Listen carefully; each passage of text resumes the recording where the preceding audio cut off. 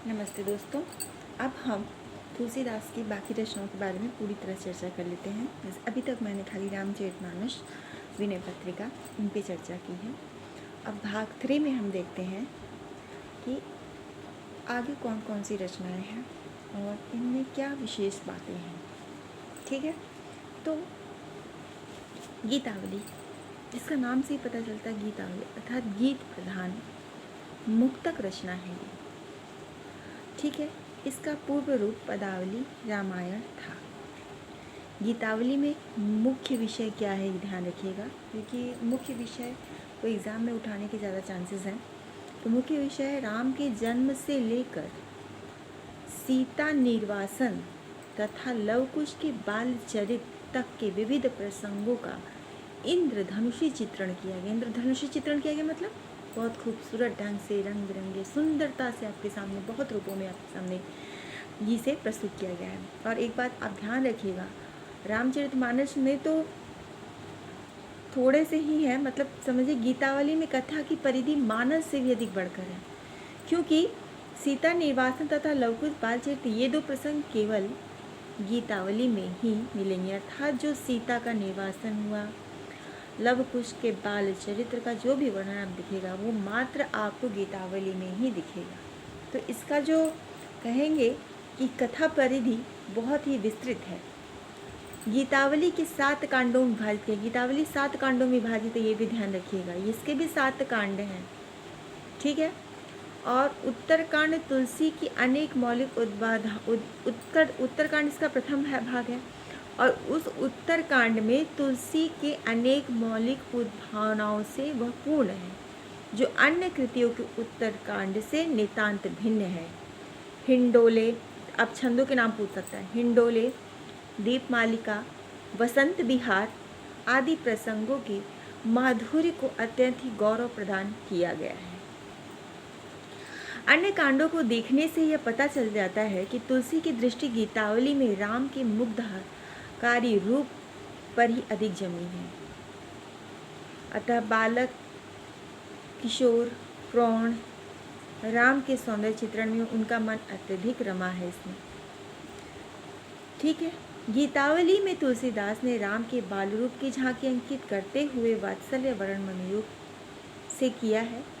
कभी कभी तुलसी के बाल वर्ण को पढ़कर ऐसा लगता है कि तुलसी ने सूर्य का अनुकरण किया। जैसे सूरदास ने कृष्ण क्या बाल लीलाओं का वर्णन किया ना, कृष्ण की बाल लीलाओं का, वैसे तुलसीदास जब राम जी की बाल लीलाओं का वर्णन करते रहते हैं तो वैसे ही लगता है कि उसी का वो अनुकरण करते हुए आगे बढ़ रहे हैं। जैसे कहा यथा सूर्य के पद में कहा, हरि जू की बाल छवि कहो बरनी, हरि जू की बाल छवि कहो बरनी। तो तुलसीदास के पद में कैसे कहा गया है, बाल रघुवर बाल छवि कहो, रघुवर बाल छवि कहो बरनी। राम जन्म पर सर्वत्र छाए उल्लास आनंद का वर्णन तुलसी ने गीतावली में किया है। राम के गोद में कौशल्या के मनभाव दर्शनीय है। सुभग सेज शोभित कौशल्या रुचिर ताम शिशु गोद लिए, बार बार विधुवदन विलोकित लोचन चारु चकोर किए। ठीक है, इसके बाद एक सब बहुत ही फेमस पंक्ति, जैसे कहा गया पंक्ति है क्या, गीतावली में संयोग श्रृंगार का वर्णन करते हुए विवाह के अवसर पर सच्चिद राम सीता का मनोरम सजीव वर्णन किया गया है कि दुल्ह राम सिय दुलही रुई, घन दामनी वर बरन हरन मन सुंदर था, सुंदरता नख सीख निबहिरी। ब्रज भाषा का सरल समय, अर्थात कहने का मतलब ये है गीतावली भी ब्रज भाषा में ही है। गीतावली ब्रज भाषा में विनय पत्रिका अवधि में है। कवितावली मुक्तक काव्य है, कवित्व शैली में लिखी गई है और इसे तुलसी की अंतिम रचना कवितावली माना था। एक बार मिलिट्री एग्जाम में पूछ दिया था कि तुलसीदास की अंतिम रचना कौन सी है। तुलसीदास की अंतिम रचना क्या है, कवितावली, कवितावली है। इसे तुलसी की अंतिम रचना कहते हैं। यह ग्रंथ भी 7 कांड में है, ये भी समझो 7 कांड इसका भी हुआ, गीतावली का भी 7 कांड हुआ, कवितावली का भी 7 कांड हुआ, ठीक है ना। इसके बाद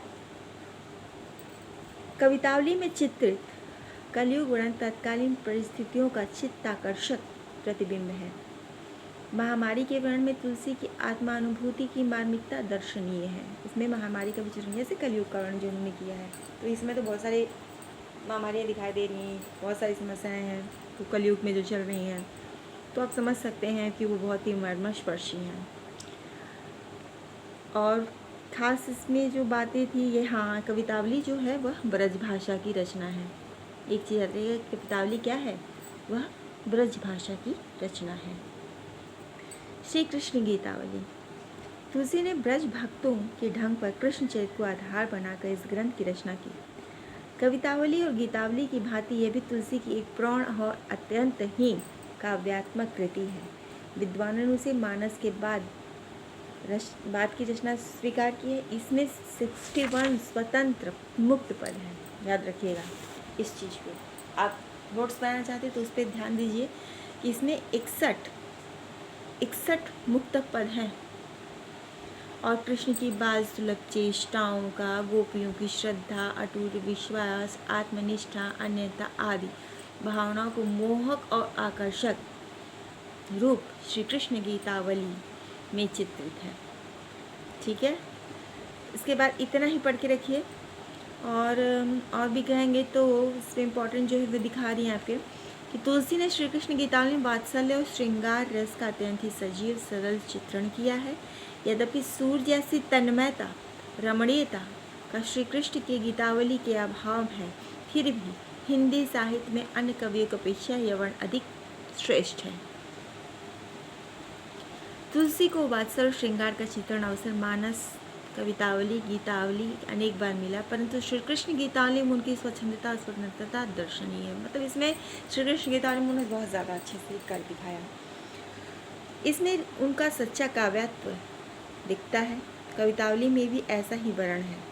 ठीक है, स्टार्टिंग में जो पॉइंट्स बताए थे वो आपकी कवितावली में से रिलेटेड जो भी क्वेश्चंस आएंगे आप उसके बारे में जानकारी दीजिए। वहाँ से कौन कौन से शॉर्ट क्वेश्चन उठा सकते हैं वो वहाँ पे दिया हुआ है। रामलाल नच्छहु क्या है?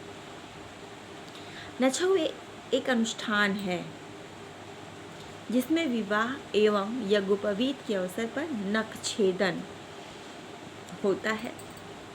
इस ग्रंथ में 20 छंद हैं, 20 याद रखिएगा, जिसमें राम के नखछेदन की चर्चा की गई है। उनके नखछेदन की चर्चा की गई है। वस्तुतः यह लोकगीत है जिसकी विकृति संगीतमय है। गीत है तो संगीतमय होगी। इस ग्रंथ के प्रारंभ में सरस्वती, गणेश, अब याद रखिएगा कहाँ पे, सरस्वती, गणेश, पार्वती की वंदना है। इसके पश्चात यज्ञ मंडप का आकर्षक चित्रण है।